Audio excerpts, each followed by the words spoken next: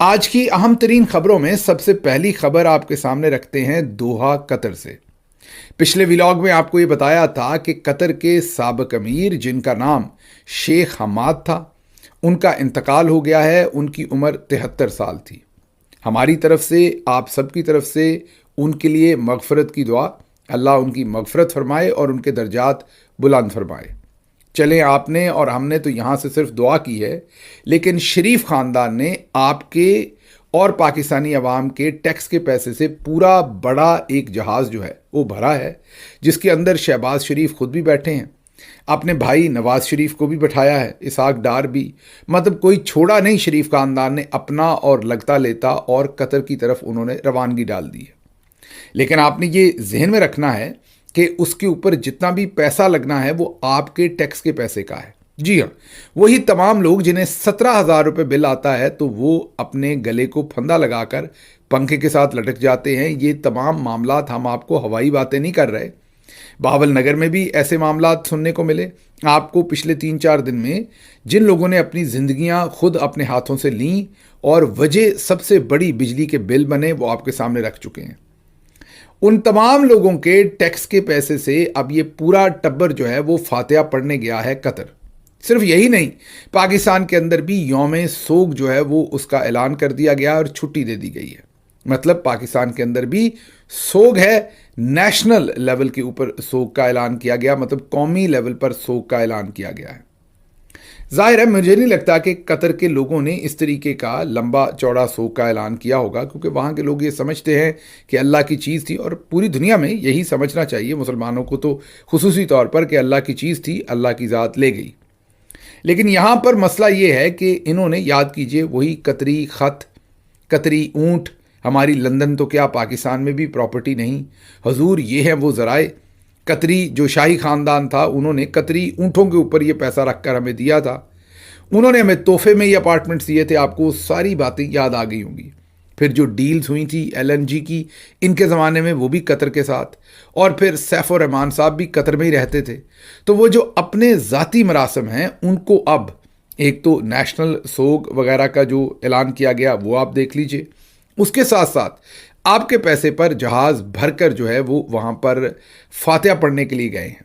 اب یہ وہ ان کے پرسنل مراسم ہیں جہاں پر عمران خان صاحب کا اور ان کا فرق ہے۔ یہ جس طریقے سے عوام کا بے دریغ پیسہ استعمال کرتے ہیں، میرا خیال ہے پوری دنیا میں لوگ انہیں اس وجہ سے پھر سمجھتے ہیں کہ یہ کم از کم ہمارے سگے ہیں، پاکستانی عوام کے ہیں یا نہیں۔ عمران خان صاحب نے جس طریقے سے حکومت چلانے کی کوشش کی، اس میں تو یہ تھا کہ وہ ایک پیسہ بھی قوم کا جو ہے وہ کسی ایسی چیز پر لگانے کی کوشش نہیں کرتے تھے جس سے ان کو ذاتی فائدہ پہنچتا ہو۔ میرے خیال میں آج جن تکالیف میں سے وہ ذاتی طور پر گزر رہے ہیں یا ان کے ساتھی گزر رہے ہیں، اس میں ایک بڑی وجہ یہ ہے کہ عوام کا اتنا پیسہ بچایا کہ جہاں پر تھوڑا بہت اگر لگ جاتا اور ان کے ذاتی مراسم بن جاتے کچھ ممالک کے ساتھ، تو میرے خیال میں اس میں بھی مذائقہ نہیں تھا۔ آج عمران خان صاحب کے لیے بہت آسانیاں ہوتی۔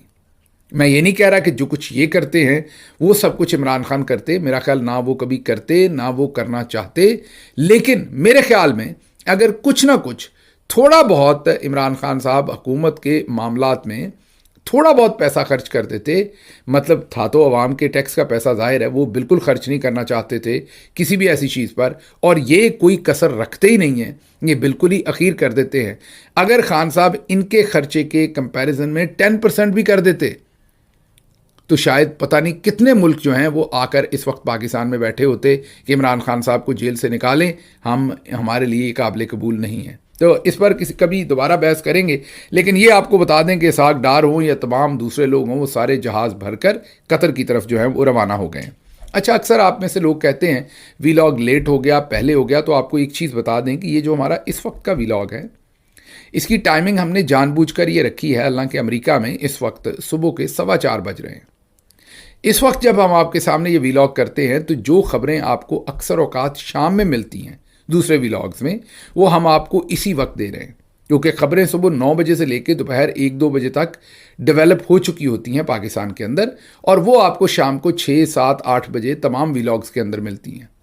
ہم نے کوشش یہ کی ہے کہ یہ والا جو دوپہر کا ویلاگ ہے 2-3 بجے جو آپ کے سامنے پاکستانی وقت کے مطابق ہم رکھتے ہیں، اس میں جو لیٹسٹ ڈیولپمنٹ والی خبریں ہوتی ہیں وہ آپ کے سامنے رکھ دیں، جو دوسرے ولاگز میں آپ کو پھر جا کے 7-8 بجے ملیں گی۔ تو ظاہر ہے ہمارا ایک ولاگ دوسرے لوگوں سے تھوڑا لیٹ ہوتا ہے، آپ کہہ لیں، آپ کو لگتا ہے، لیکن اصل میں ہم نیوز سائیکل میں دوسرے ولاگ سے پہلے چل رہے ہوتے ہیں، 5-6 گھنٹے پہلے ہم آپ کو وہی خبریں دے رہے ہوتے ہیں، کیونکہ ہم نے اس کی ٹائمنگ اور طرح سے ترتیب دی ہے۔ آگے بڑھتے ہیں۔ وفاقی آئینی عدالت نے سابق چیف جسٹس قاضی فائز عیسیٰ کو چارج شیٹ کرتے ہوئے ان کا منال ریسٹورنٹ گرانے کا فیصلہ کالعدم قرار دے دیا۔ آپ اگر اسلام آباد سے واقف ہیں تو اسلام آباد کے ساتھ جو مارگلا ہلز ہیں ان کے اوپر ایک سب سے پہلا پوائنٹ تو دامنے کو آتا ہے اور اس کے بعد منال کا پوائنٹ آتا ہے۔ وہاں پر سی ڈی اے سے لیز پر زمین لے کر ایک ریسٹورنٹ بنایا گیا تھا، جس کو قاضی فائز عیسیٰ صاحب نے انلیگل ڈکلیئر کر کے کہا کہ یہ انوائرمنٹ کے اصولوں کے خلاف ہے، اسے گرا دیا جائے۔ اب جو وفاقی آئینی عدالت ہے انہوں نے قاضی فائز عیسیٰ صاحب کے اس فیصلے کو احمقانہ اور غلط قرار دیا، اور انہوں نے اس فیصلے کو کالعدم قرار دے کر کہا کہ نیچے جو سیشن کورٹ ہے جس کے پاس اصل میں یہ مقدمہ تھا وہ اس کو سنے اور اس مقدمے کا فیصلہ کرے۔ دوسرے لفظوں میں جو قاضی فائز عیسیٰ صاحب نے فیصلہ کیا تھا وہ انہوں نے بالکل اس فیصلے کو ردی کی ٹوکری میں پھینک دیا۔ اب کیا یہ پہلا فیصلہ ہے؟ نہیں، ایسا نہیں ہے۔ کل پرسوں نسلہ جو ٹاور تھا، ایک رہائشی ٹاور تھا جسے غیر قانونی قرار دے کر کراچی میں گرا دیا گیا تھا، اس کے بھی خلاف اسی طریقے سے فیصلہ آیا ہے، مطلب اس فیصلے کو بھی کالعدم قرار دیا گیا ہے۔ اب آپ نے غور یہ کرنا ہے کہ یہ جو قاضی فائز عیسیٰ صاحب ہیں ان کا یہ فیصلہ کوئی چھوٹی بات نہیں ہے کہ اس کو اٹھا کر پھینک دیا گیا۔ اب آپ نے یاد رکھنا ہے کہ قاضی صاحب نے جتنے بھی فیصلے کیے ہیں، بشمول جو انہوں نے بلے کا نشان چھیننے کا پاکستان تحریک انصاف کے خلاف فیصلہ کیا تھا، انشاءاللہ اب دیکھیں گے کہ آنے والے دنوں میں وہ فیصلہ بھی ریورس ہوگا۔ اس لیے یہ قاضی صاحب کو امید تو بہت تھی کہ انہیں شاید چیف جسٹس فار لائف بنا دیا جائے، لیکن چودھری صاحب نے انہیں استعمال کر کے ردی کی ٹوکری میں پھینکا ہے، اور اب اتنا ہی نہیں، اب ان کے فیصلے بھی ردی کی ٹوکری میں پھینکے جا رہے ہیں۔ عقل والوں کے لیے بہت نشانیاں ہیں۔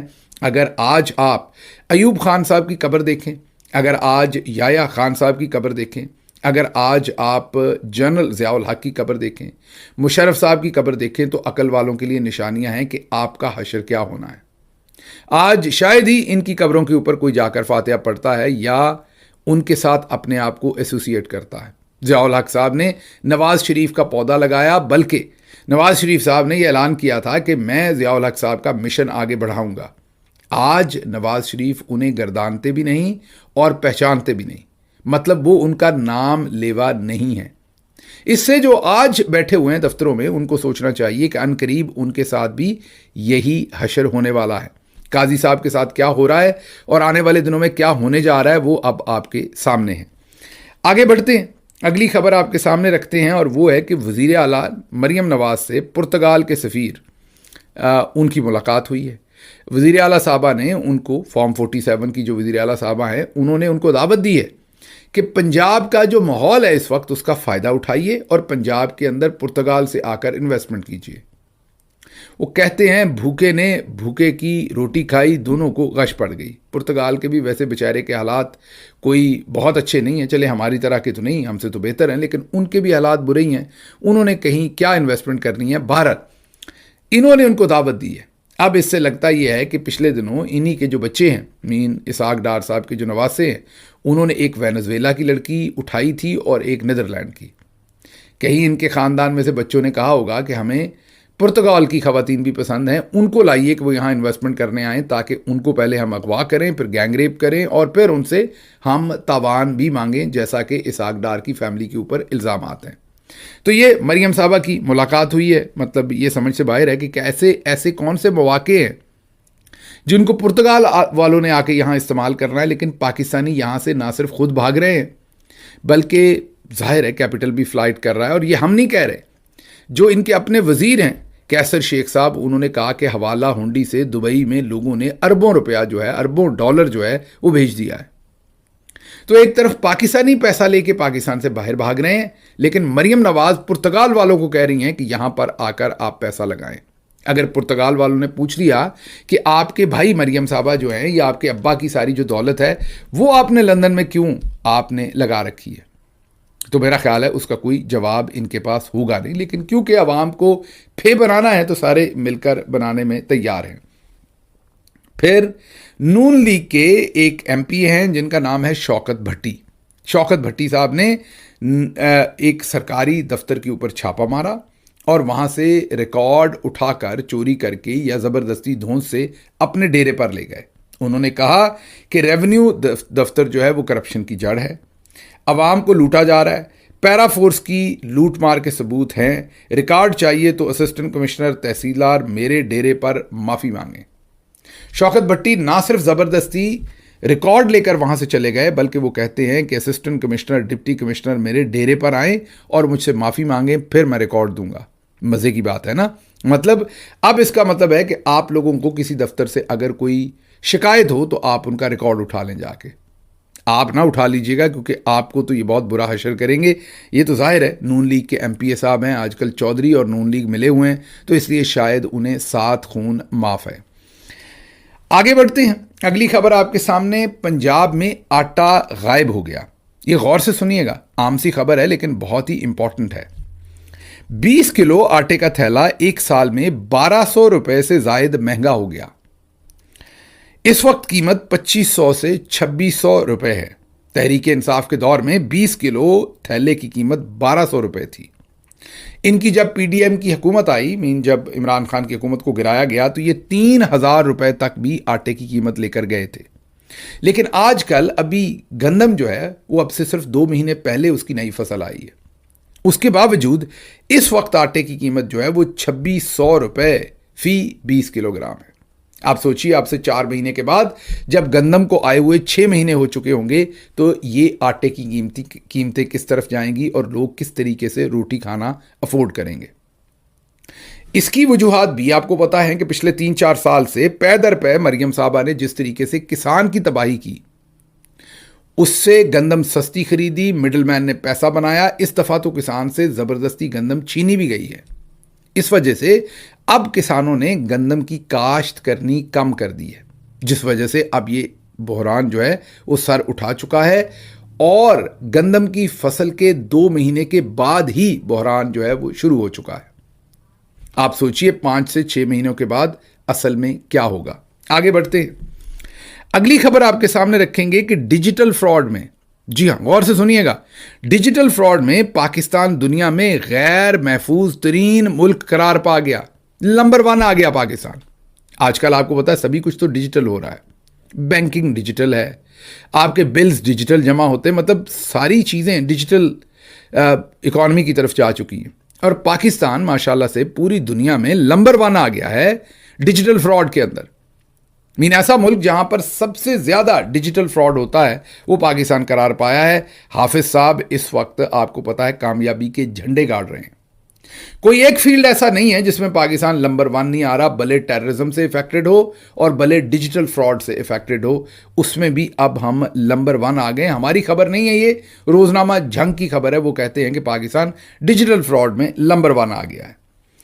جوائنٹ ایکشن کمیٹی، یہ خبر سنیے گا، یہ بھی بہت ہی انٹرسٹنگ خبر ہے۔ جوائنٹ ایکشن کمیٹی کی درخواست پر، جو کشمیر جوائنٹ ایکشن کمیٹی ہے ان کی درخواست پر راولہ کوٹ میں اپنی ٹیمیں بھجوا رہے ہیں۔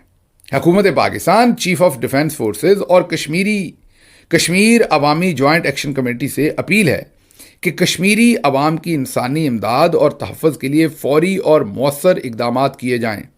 چیئرمین ایدی فاؤنڈیشن فیصل ایدی کا ویڈیو پیغام۔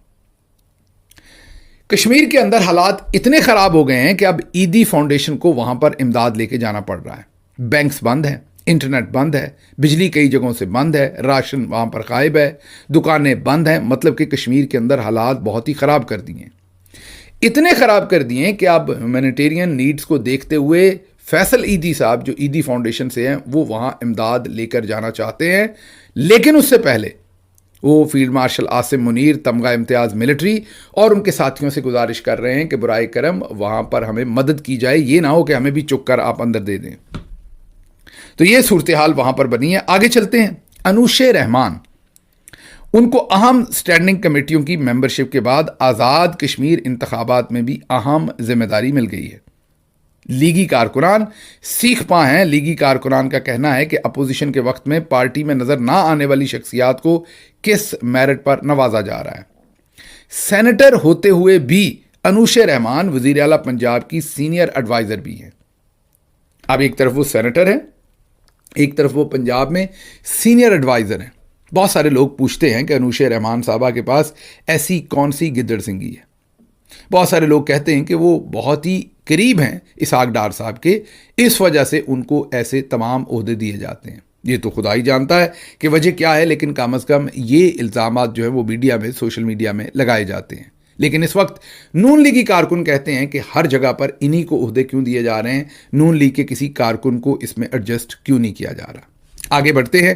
خواجہ سعد رفیق پاکستان میں مقیم مہاجرین کی 12 نشستوں پر ہوٹل، شادی ہالز میں انتخابی مہم چلا رہے ہیں، یہ بشارت راجہ کہہ رہے ہیں۔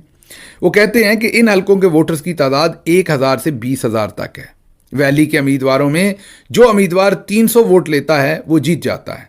ذرا آزاد کشمیر کے اندر جا کر انتخابی مہم چلائیں تو لگ پتہ جائے۔ بشارت راجہ کہتے ہیں کہ یہ جو آپ ملی جلی قسم کی انتخابی تحریک چلا رہے ہیں اس کا کوئی فائدہ نہیں، ذرا کشمیر کے اندر جا کر انتخابی تحریک چلائیں تو پھر مزہ آئے۔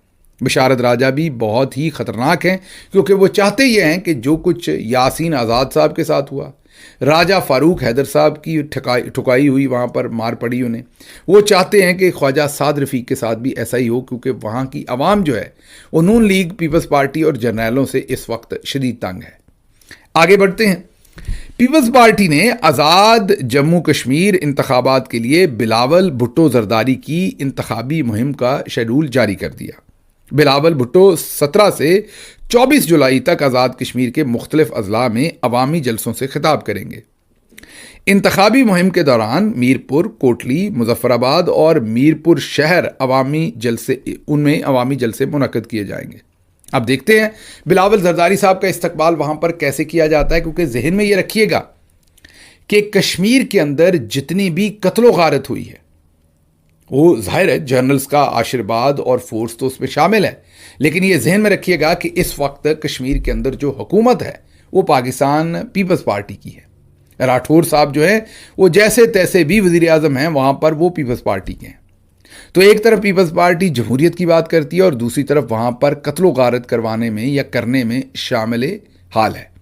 تو اس ساری صورتحال میں اب کشمیری ان سے کیسے نبردازماں ہوتے ہیں الیکشن میں، یہ آنے والے دنوں میں پتہ چل جائے گا۔ اگلی خبر آپ کے سامنے وہ بھی انہی سے ریلیٹڈ ہے۔ وہ کہتی ہیں کہ آزاد کشمیر میں جو لوگ کیمپین کرنے گئے ان کے ساتھ کچھ اچھا سلوک نہیں ہوا۔ یہ کون کہہ رہا ہے؟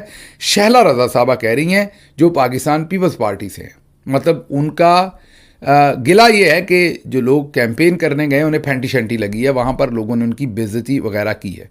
آپ کو بتا چکے ہیں کہ پیپلز پارٹی کے یاسین آزاد ان کو مصیبت پڑی ہے اور نون لیگ کے راجہ فاروق حیدر صاحب کو تو دکان میں بند کر دیا گیا اور ان کی ٹھکائی کی گئی۔ تو یہ صورتحال گراؤنڈ کے اوپر جو ہے وہ بنی ہوئی ہے۔ اب ذرا بلوچستان کا جو احوال ہے وہ آپ کے سامنے رکھ دیں۔ پچھلے ویلاگ میں ہم نے آپ کو بتایا کہ بلوچستان کے اندر 5 مزدوروں کو قتل کیا گیا، لیکن نیچے لکھا تھا سیکیورٹی ذرائع۔ شرم بھی ہمیں نہیں آتی کہ سیدھا لکھیں کہ یہ D G S P R کی خبر ہے یا ان کا بیان ہے، سیکیورٹی ذرائع کیا ہوتا ہے۔ لیکن اب یہ پتہ چلا ہے کہ یہ تمام لوگ جنہیں شہید کر دیا گیا، 5 مزدوروں کو، یہ بیچارے وہاں حجام کی دکان پر کام کرتے تھے۔ پنجاب سے بہت سارے لوگ وہاں پر حجام کی دکانیں اور دوسری ایسی بہت ساری محنت کرتے ہیں۔ آئے دن ان کو صرف اس لیے قتل کر دیا جاتا ہے، شہید کر دیا جاتا ہے کہ ان کا تعلق پنجاب سے ہے۔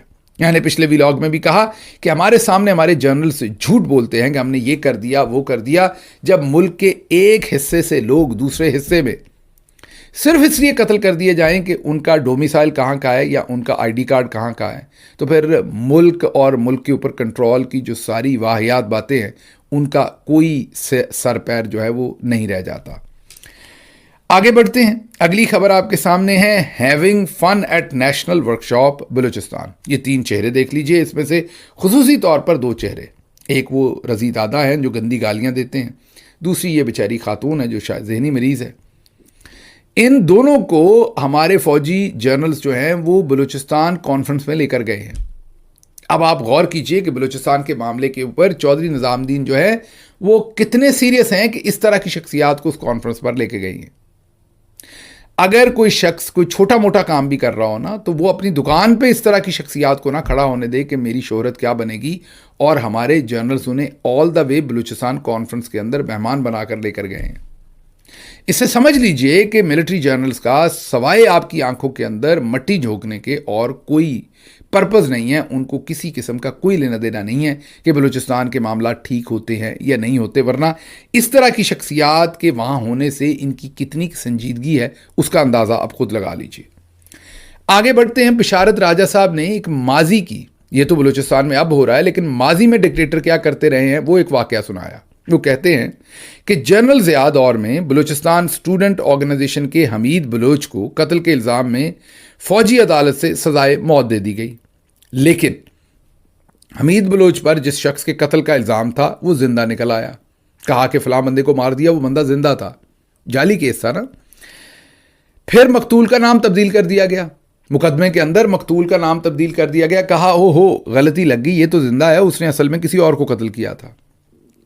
وہ جس کا نام تبدیل کر کے رکھا گیا وہ عدالت میں آ گیا، اس نے کہا جی میں زندہ ہوں، جس کا بعد میں نام تبدیل کیا گیا یہ جھوٹا مقدمہ ہے، میں زندہ ہوں، میں قتل نہیں ہوا۔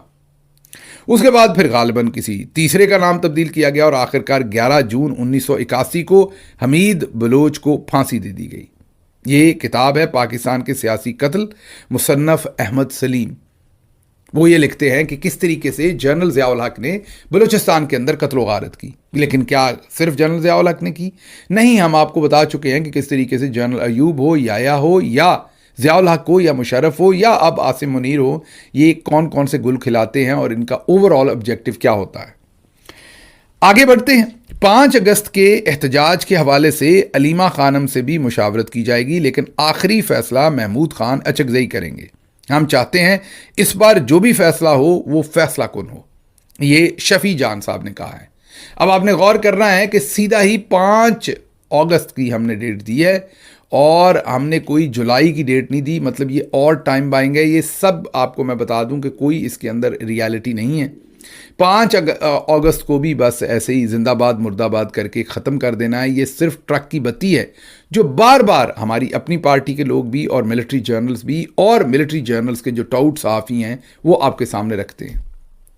علیمہ خانم صاحبہ نے بھی اپنی تقریر میں کہا ہے کہ کسی سے کوئی بات چیت نہیں ہو رہی اور جو بھی کہہ رہا ہے وہ جھوٹ بول رہا ہے، اور ہم بھی آپ کو تقریباً ہر روز بتاتے ہیں کہ عمران خان صاحب سے کسی کی بات چیت نہیں ہو رہی، اور اس کی ایک وجہ یہ ہے کہ وہ خود کسی سے ڈیل نہیں کرنا چاہتے، بات چیت نہیں کرنا چاہتے۔ آگے بڑھتے ہیں۔ اگلے مہینے 26 نومبر والے کیس کا فیصلہ ہے، علیمہ خانم کو سزا سنا دی جائے گی، نجم سیٹھی کہتے ہیں۔ اب غور کیجئے، انسداد دہشت گردی عدالت راولپنڈی کے جج امجد علی شاہ ابھی تک کیس سن رہے ہیں۔ 11 اگست میں آئندہ سماعت ہے، 2-3 سماعتیں ابھی اس سلسلے میں ہونی ہیں۔ یہ ثاقب بشیر کورٹ کو کور کرتے ہیں، وہ بتا رہے ہیں۔ وہ کہتے ہیں جج صاحب نے تو فیصلہ ابھی نہیں سنایا کیونکہ ٹرائل ہی ابھی مکمل نہیں ہوا، لیکن دیکھ لیں نجم سیٹھی صاحب نے پوری قوم کے سامنے قبل از وقت ہی فیصلہ سنا دیا ہے۔ ایسی باتیں قبل از وقت ہونا ہمارے کمزور نظام انصاف کو بھی ظاہر کرتا ہے۔ جو ثاقب بشیر ہیں وہ کہنا یہ چاہ رہے ہیں کہ علیمہ خانم کو سزا دینے کا پیشگی فیصلہ ملٹری جرنلز نے شاید کر لیا ہے۔ انہوں نے نام تو نہیں ملٹری جرنلز کا یہاں پر لیا۔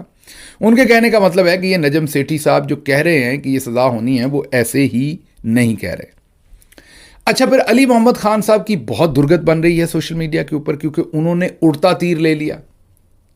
علیمہ خانم صاحبہ جب میرا خیال اپنے نواسیوں کو ملنے کے لیے چترال یا اس علاقے میں گئیں، کیونکہ انہوں نے جج صاحب سے جو مکالمہ ہوا بتایا کہ ان کے نواسیاں یا پوتے پوتیاں جو ہیں وہ چترال وغیرہ کے علاقے میں ہیں، تو جب وہ وہاں گئیں تو وہاں انہوں نے کسی ایک آدھ ریلی سے بھی خطاب کر لیا، جو کہ اچھا کیا، میرے خیال میں پہلے ہی کرنا چاہیے تھا انہیں۔ دیر آئے درست آئے، بہت عمدہ کام کیا۔ اب انہوں نے جو ایک آدھ ریلی سے خطاب کیا اس کو فوری طور پر علی محمد خان صاحب نے ایک ٹویٹ کر دیا۔ میں نے کہا نا کہ اڑتا تیر لینا، انہوں نے ٹویٹ کر دیا کہ پی ٹی آئی کے اندر موروثی سیاست کی کوئی جگہ نہیں ہے۔ اب میری سمجھ سے باہر ہے، علی محمد خان صاحب ماشاءاللہ اتنے اصولوں والے بھی ہیں، اچھے پکے سچے مسلمان ہیں، ہم تو ان کے قدموں کی خاک ہیں جتنے اچھے مسلمان علی محمد خان صاحب ہیں، اور ظاہر ہے شعلہ بیاں بھی ہیں، معاملات کو بھی سمجھتے ہیں۔ اب ان کے تقریباً تمام ساتھی جتنے خیبر پختونخوا سے ہیں وہ سب موروثی سیاست کرتے ہیں۔ کسی نے اپنے بھائی کو وزیر بنوایا ہوا ہے، तो किसी ने अपने बेटे को कुछ बनवाया हुआ है। वहां पर हमें अली मोहम्मद खान कभी बोलते हुए नजर नहीं आए। उन्होंने बयान नहीं दिया कि यार ये पहले की बात कर लें चले, जो खटक साहब थे, परवेज़ खटक, उन्होंने अपने आधे ख़ानदान को बीच में डाला हुआ था। अभी भी ऐसा ही है, अगर आप गौर करें, बहुत सारे अकाबरीन जो हैं, जैसे कि हमारे जो स्पीकर से साबिक असद कैसर साहब, उनके भाई वज़ीर हैं, और भी बहुत सारे लोग जो हैं उनके ख़ानदान के अंदर ओहदे हैं। आप देख लीजिए जो वज़ीर आला बनते हैं, हमारे अली अमीन गंडापुर हों या सुहेल अफरीदी हों, उनके भाई भी बैठकर मामलात को मैनेज करना शुरू हो जाते हैं। वहाँ पर कभी भी इन्होंने एक बार ये नहीं कहा कि ये मरूसियत है, इसको बंद करें, कभी ट्वीट नहीं किया। इमरान खान की बहन ने, मैंने बताया भी कि चतराल शायद उन्होंने जाना था, एक रैली को उन्होंने लीड कर लिया, तो उसके ऊपर कैसे कोहराम बर्पा कर दिया है। तो खुद तो कुछ करना नहीं है, और अगर कोई और कर रहा है तो उसे भी हर सूरत हमने रोकना है। ये हमारी जमात का जो एक नया वतीरा है, ये समझ से बाहर है। बहरहाल अली मोहम्मद खान साहब को वो ही caught at a very wrong place. उन्होंने ये ट्वीट तो कर दिया, उसके बाद जो सोशल मीडिया के ऊपर उनकी दुर्गत बन रही है, वो मेरा ख्याल उन्होंने कभी ख्वाब में भी नहीं सोची होगी। आगे बढ़ते हैं। चीन से हमारे यहाँ जो इंपोर्ट हो रही है वो सिर्फ 17 अरब डॉलर की है। इंपोर्ट, जो उधर से सामान हम खरीदते हैं, और जो हम एक्सपोर्ट कर रहे हैं वो सिर्फ 3 अरब डॉलर की है। अब आप देख लीजिए ये जो ट्रेड डेफिसिट है, हमारा डेफिसिट है, वो कितना है, उसका आप अंदाज़ा खुद लगा लीजिए। और वो ये कहते हैं कि कराची जो पोर्ट है या मामलात हैं, वहाँ पर जो चाइना है वो ये कहता है कि हमें खदशात हैं, सिक्योरिटी के मामलात के खदशात हैं। अगर कराची से हैं तो गवादर का फिर सोच लीजिए उन्हें कितने खदशात होंगे, वहाँ पर तो बिल्कुल ही लागे नहीं लगेंगे किसी काम के।